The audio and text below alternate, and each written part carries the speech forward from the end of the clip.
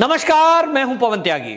आर्यन खान का मामला अभी शांत होने वाला नहीं है, क्योंकि अभी तक जिस तरह से नवाब मलिक ने समीर वानखेड़े पर एक के बाद एक पारिवारिक, व्यक्तिगत और उनकी नौकरी पर सवाल उठाते हुए उनको भ्रष्ट तक कह दिया, इस मामले में अभी दूसरा भी दृश्य है। जैसा कि नवाब मलिक कहते हैं कि पिक्चर अभी बाकी है, तो पिक्चर अभी बाकी है और पिक्चर का सीन नंबर 2 यानी इंटरवल के बाद का जो सीन है वो ये है कि इसमें जो आरोप लगाए जा रहे हैं समीर वानखेड़े के ऊपर कि समीर वानखेड़े भ्रष्ट है, वो पैसे ले रहा है, हालांकि अभी तक उसके कोई सबूत नहीं मिले हैं, कोई गवाह नहीं मिला है। और अब तो एनसीबी के विजिलेंस डिपार्टमेंट ने जांच भी कर ली है, अभी तक कोई ऐसा हिंट नहीं मिला है कि समीर वानखेड़े उसमें दोषी है।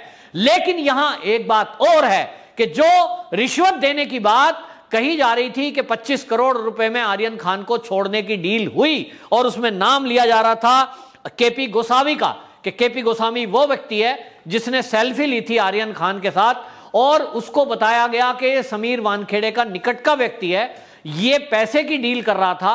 50 लाख रुपए इस तक पहुंचा दिए गए थे और 50 लाख रुपए पहुंचाने वाली अगर कोई थी तो वो थे शाहरुख खान की मैनेजर पूजा ददलानी। अब यह खुलासा किया है सैम डिसूजा ने।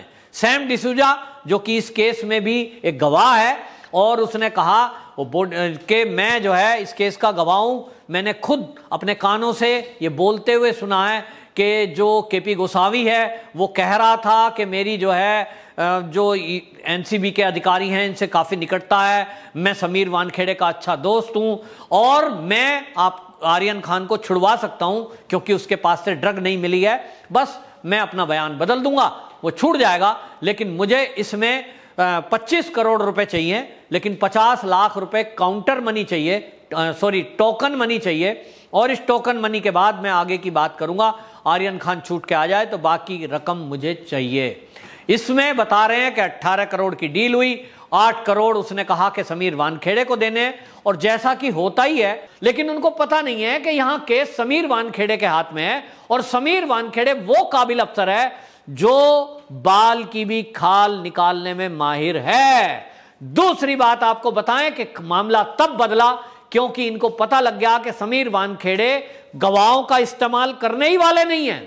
कोर्ट में गवाहों का इस्तेमाल केवल ड्रग पार्टी और रेड को लेकर था। उसके बाद समीर वानखेड़े आगे का केस इलेक्ट्रॉनिक एविडेंस के आधार पर लड़ने वाले थे।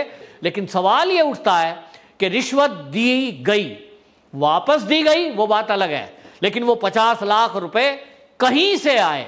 बैंक से आए, घर में खड्डे में दबे हुए थे, कहीं बेड के नीचे थे? ये बात अब जांच का विषय है और इसलिए कानून के जानकार लोग कहते हैं कि इस मामले में शाहरुख खान की मैनेजर की गिरफ्तारी बहुत जरूरी है। ये पूजा ददलानी को गिरफ्तार करना चाहिए और इससे पूछना चाहिए कि वो जो 50 लाख रुपए आपने दिए तो वो दिए कहां से लाके? 50 लाख यदि आप कैश ट्रांजैक्शन करते हैं, किसी को देते हैं, आज की डेट में वो अपराध है और रिश्वत देना अपने आप में एक अपराध है। तो आर्यन खान को छुड़ाने के लिए अगर आप रिश्वत दे रहे हैं तो फिर तो आप दोषी हैं और इस केस में पूजा ददलानी जेल जाएगी। लेकिन पूजा ददलानी पैसे कहां से लाई? निश्चित रूप से शाहरुख खान ने दिए, तो शाहरुख खान भी इस मामले में जेल में जाएंगे, क्योंकि किसी केस में आप जो न्यायालय में केस चल रहा हो, किसी को डराने धमकाने या पैसे का इस्तेमाल करके केस को मैनिपुलेट करने की कोशिश करते हो, यह गंभीर अपराध माना जाता है। और अभी तक आर्यन खान जमानत पर है, ना कि वो अभी तक निर्दोष साबित होकर छूट चुका है। तो केस चलेगा, अभी तारीख पे आएगा और उस तारीख पे आने के पहले यदि समीर वानखेड़े इसकी जांच करते हैं, कोई एजेंसी इसकी जांच करती है कि ये जो आरोप लगा रहा है सैम डिसूजा, ये जो लिख करके प्रभाकर ने लिखित में, बाकायदा प्रभाकर साहिल ने जो लिखित में एक एफिडेविट दिया है, क्या इसमें आरोपों में सत्यता है? यदि प्रभाकर के द्वारा दिया गया एफिडेविट में जरा भी सच्चाई है कि 50 लाख रुपए केपी गोस्वामी के नाम पर दिए गए थे, बेशक वो वापस चले गए, अपराध तो बनता है, अपराध बनता है। और इसलिए उम्मीद जताई जा रही है कि अभी बेटा भी जमानत पर है लेकिन बाप भी जेल जाएगा, यानी शाहरुख खान। तो कानून के जानकार कहते हैं कि शाहरुख खान भी जेल में जाएगा। और आपको बताएं, यहां नवाब मलिक एक तरफा बात कर रहे हैं कि रिश्वत दी, जबकि रिश्वत गई नहीं। अब ये आपको बताएं, सैम डिसूजा भी कह रहा है कि इस केस में ईमानदार अफसर केस लड़ रहे हैं, समीर वानखेड़े इस बीच में है, और उन्होंने इस तरह की चाल करने वाले, उनको ट्रैप करने वाले ऐसे कई लोगों को अभी तक जेल में डाला है। और नतीजा यह है कि आज केपी गोस्वामी भी जेल में है। वो बात अलग है कि वो महाराष्ट्र पुलिस ने किसी पुराने केस में पकड़ा है, लेकिन आपको मैं पक्का भरोसा देता हूं कि अगर इस केस में कुछ सोल्व होता है तो समीर वानखेड़े उसको भी छोड़ने वाले नहीं है, क्योंकि किसी को गवाह बनाना ये एक सरल सी प्रक्रिया है। कोई भी पुलिस, कहीं रोड एक्सीडेंट हो जाता है, कहीं झगड़ा हो जाता है, तो गवाह बनाती ही है। लोकल लोगों को या अपने पहचान के लोगों को ला करके गवाह बनाना एक सामान्य प्रक्रिया है, इसमें कोई अलग सी बात नहीं है। और आपको एक और बात बता दूं जो थोड़ी खराब भी है, कि ज्यादातर पुलिस केस जब होते हैं, कोई मर्डर हो गया, कहीं कुछ डेड बॉडी पड़ी है, तब वो पंचनामा भरते हैं, गवाह होते हैं। ज्यादातर लोग वो कौन है? वो लोग होते हैं जब कहीं ना कहीं अपराध में लिप्त हैं, कहीं ना कहीं इस तरह के लोग हैं, मतलब पुलिस से टच में रहने वाले लोग हैं। और वकील और पुलिस, इनके टच में दोनों तरह के लोग रहते हैं, लेकिन ज्यादातर अपराधियों से इनका पाला पड़ता है।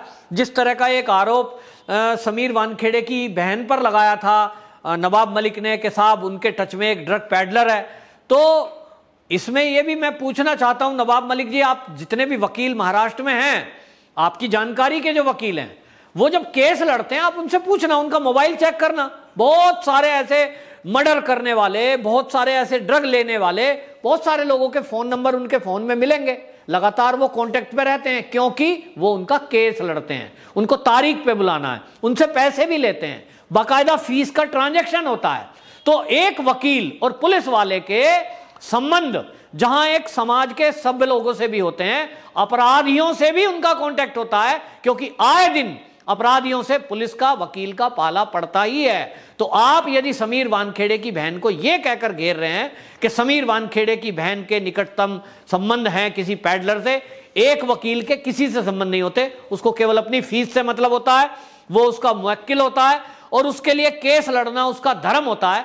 अगर इस आधार पर समीर वानखेड़े की बहन को दोषी कहा जाएगा कि वो किसी से चैट कर रही थी, कोई उससे अपना केस लड़ने को कह रहा था, फिर तो इस देश के जो काबिल वकील हैं सुप्रीम कोर्ट के, ऐसे कई वकील हैं जिन्होंने देश के आतंकवादियों का केस लड़ा है, तो फिर तो कांग्रेस के बड़े लीडर भी हैं और वकील भी हैं, उन्होंने तो कई देश विरोधी लोगों का केस लड़ा है जो के देश के विरोध के काम करने के कारण आज जेल में है। तो तब तो फिर वो सारे दोषी हैं जिन्होंने आतंकवादी 26/11 मुंबई वाला कांड हुआ, उनके केस लड़े, उनके पक्ष में वो खड़े हुए, तब तो उनको फांसी हो जानी चाहिए आतंकवादी के साथ।